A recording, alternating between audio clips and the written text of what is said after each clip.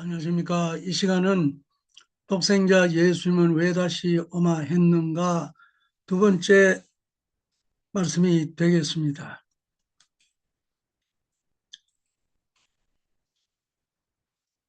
십자가의 길을 가신 독생자 예수님. 예수님은 주변 인물들의 무지와 불신의 결과로 십자가 길로 내몰리게 되었습니다. 그런데 십자가는 하나님의 섭리 안에서 어떤 의미가 있는지 알아봅시다. 기독교인들은 예수님이 십자가 길을 가기 위해 강림하셨다고 믿습니다. 예수님의 십자가 보혈은 타락 인간의 죄를 사해 주는 대속의 은사이며 그 자체가 예수님의 강림 목적이었다고 믿는 것입니다. 그렇다면 예수님은 겟세마네에서 내 아버지여 만일 할만하시거든 이 잔을 내게서 지나가게 하옵소서. 그러나 나의 원대로 마시옵고 아버지의 원대로 하옵소서라고 밤을 새우며 3차의 기도를 왜 했을까요? 만일 십자가가 하나님의 뜻이었다면 예수님이 그것을 회피하실 이유가 없었을 것입니다. 또한 예수님은 십자가상에서 나의 하나님 어찌하여 나를 버리셨나이까라고 소리치셨습니다. 만일 십자가가 하나님의 뜻이었다면 하나님이 그를 버리셨다는 말은 맞지 않습니다.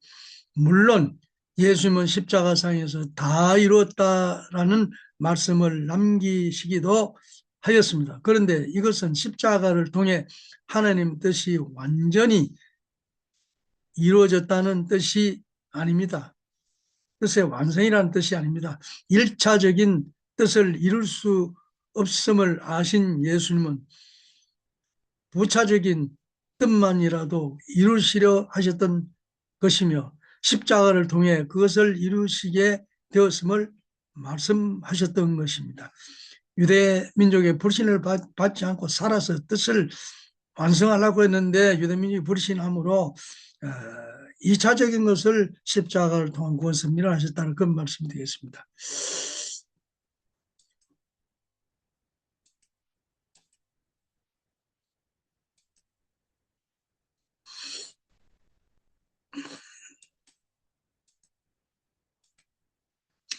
예수님에 대한 하나님의 본래 뜻은 십자가가 아니었습니다. 십자가는 섭리적 차선책이었지 하나님이 처음부터 인도하신 결과는 아니었습니다. 의도하신 결과는 아니었습니다.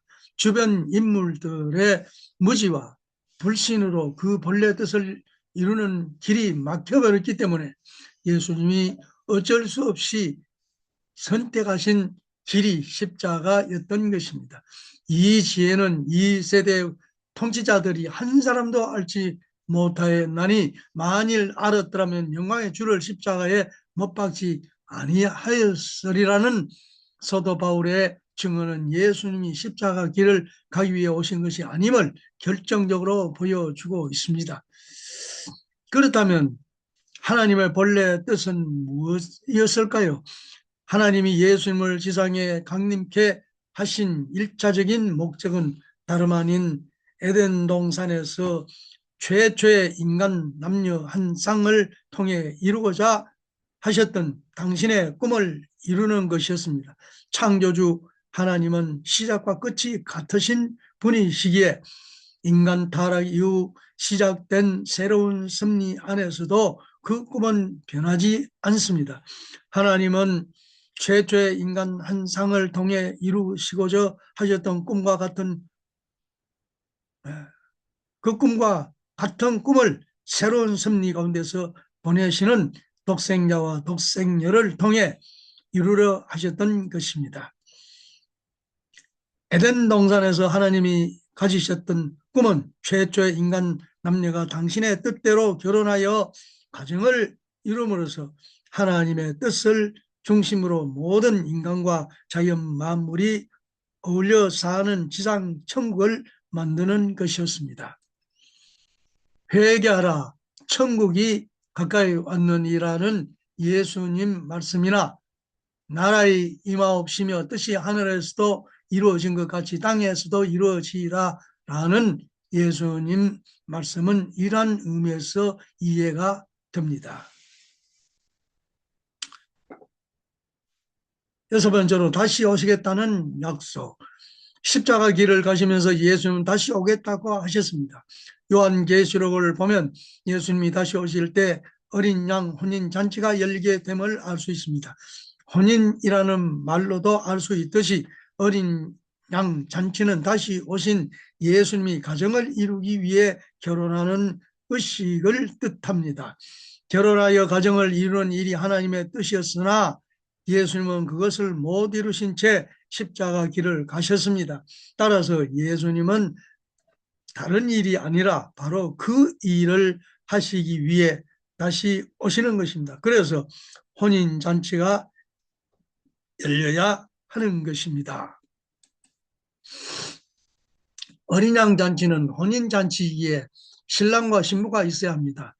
어린 양 혼인잔치의 신랑은 다시 오시는 예수님입니다. 신부는 누구일까요? 예수님을 잘 믿는 성도들과 교회를 어린 양 잔치의 신부로 생각하는 사람도 많습니다. 신랑 대신 다시 오시는 예수님을 성도들이 신부와 같은 입장에서 신실한 믿음을 가지고 잘 맞이해야 한다고 보기 때문입니다.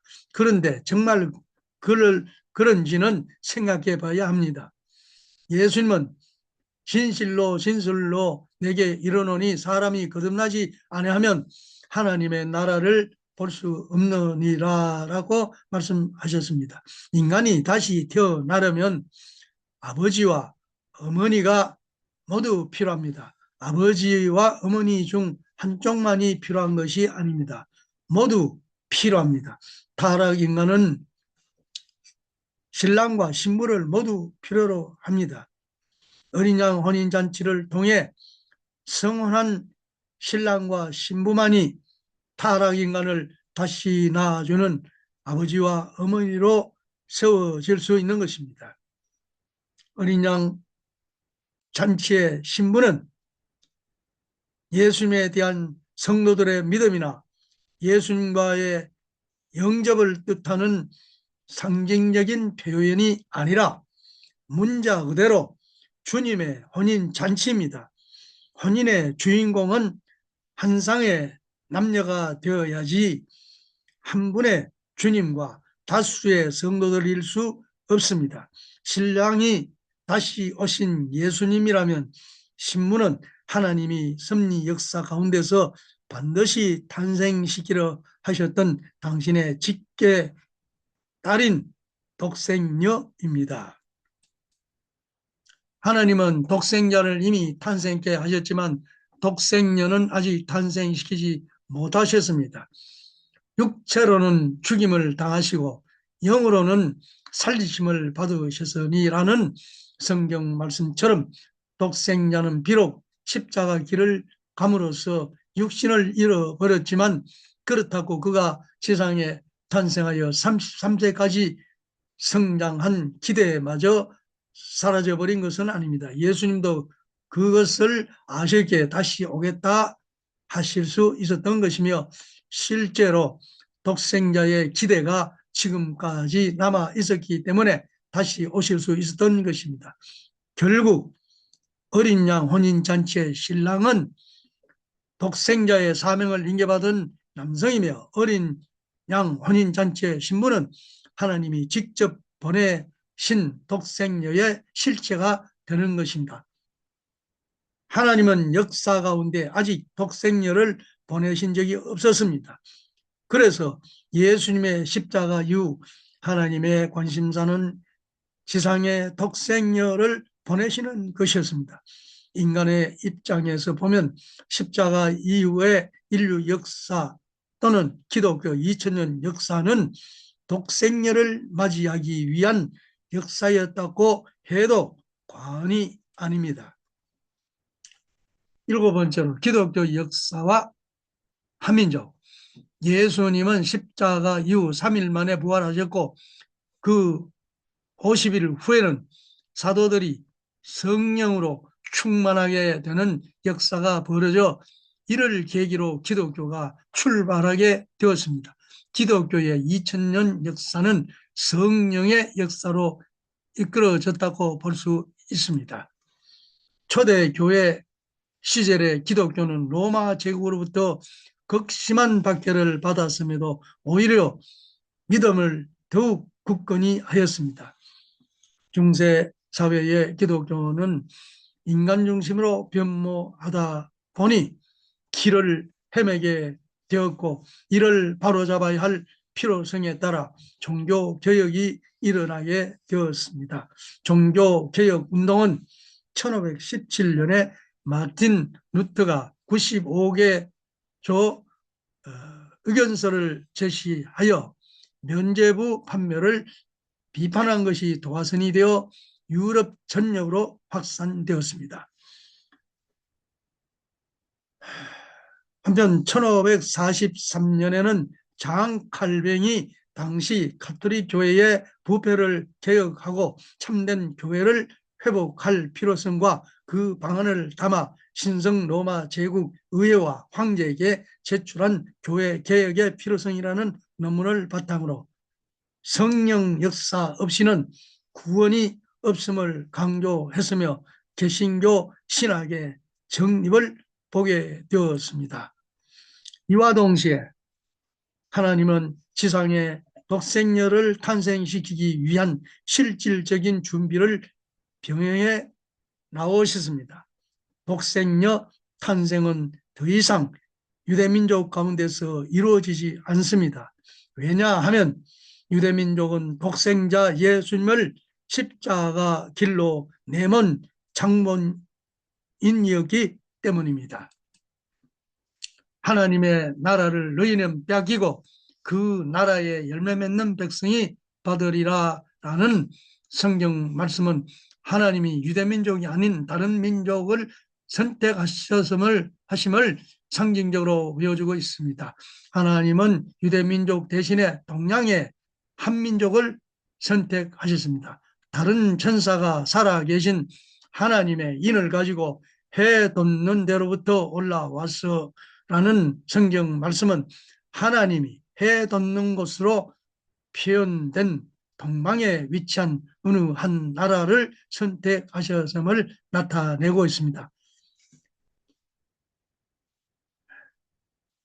마태복음 21장 41절에 제 때에 실과를 바칠 만한 다른 농부에게 유업을 주신다는 말씀처럼 고등 종교가 결실된 한국으로 주님이 다시 오시게 되면 당연한 결론이 아닐 수 없습니다. 하나님은 유대민족 대신에 동양의 한민족을 선택하셨습니다. 한민족은 정천애인 정신으로 반만년 역사를 이으며 찬란한 문화를 꽃피웠습니다. 백이민족으로 평화를 사랑했으나 수많은 외침을 받았습니다. 그때마다 한민족은 짓밟혔지만 그 뿌리는 결코 잃지 않았습니다. 슬기와 끈기로 외세의 침입을 물리쳤으며 자랑스러운 한민족의 나라를 굳건히 지켜왔습니다. 하나님이 왜 한민족을 그토록 큰 시련과 아픔을 통해 연단시키셨는지 생각해 봐야 합니다. 그것은 한민족에게 큰 사명을 맡기기 위해서였습니다. 다시 오신 메시아와 독생녀가 만나서 결혼하는 날은 하나님의 꿈이 이루어지는 날입니다. 인류의 참 부모가 역사상 최초로 지상에 현현하는 날입니다. 본래는 에덴 동산에서 바로 이루어졌어야 했던 일이 마침내 6천년이라는 오랜 시간 끝에 이루어지는 날입니다. 그러나 이처럼 놀라운 소식을 아직도 듣지 못한 사람이 많습니다. 예수님을 잘 믿는 성도들조차 그것을 잘 모르고 있습니다. 참 부모의 현현을 통해 하나님의 꿈이 분명히 이루어졌습니다. 그런데 또 한편으로 온 인류가 하나님의 진리를 바로 알고 하나님의 혈통에 접붙여질 때까지는 그 꿈이 완벽하게 이루어졌다고 볼 수 없다는 것도 사실입니다. 온 인류가 하나님의 부모로 모신 가운데 한 형제 자매가 되는 것이 하나님의 꿈이기 때문입니다. 에덴 동산에서 참 부모가 바로 현현했더라면 그런 걱정은 필요치 않았겠지만 지금은 많은 타락 인간이 이 지구성에 살고 있기 때문에 그들을 모두 하나님의 자녀로 되돌려 놓아야만 하나님께서 기뻐하실 수 있는 것입니다. 따라서 우리는 하나님 꿈의 진정한 실현을 위해 끊임없이 노력해야 합니다. 하나님의 꿈은 하나님이 6,000년 만에 최초로 보내신 초림 독생녀에 의해 이루어집니다. 이 부분에 대해 기도해 보십시오. 하나님께 질문해 보십시오. 만일 기도를 통해 이 진리의 확신을 갖게 된다면 우리는 독생녀를 모셔야 하고 독생녀와 함께 해야 합니다. 그리고 땅끝까지 섭리의 진실을 알려야 합니다. 부디 재림 메시아와 독생녀를 만나 하나님의 참나온 자녀가 되는 길로 나아가기를 빕니다. 다시 오신 독생자 예수님과 초림 독생녀를 통해 하나님을 나의 부모로 모시고 거듭나는 성숙한 신앙인 하늘 부모님의 섭리에 맞는 신앙인이 되시길 기원합니다. 감사합니다. 이것으로 좀 마치겠습니다.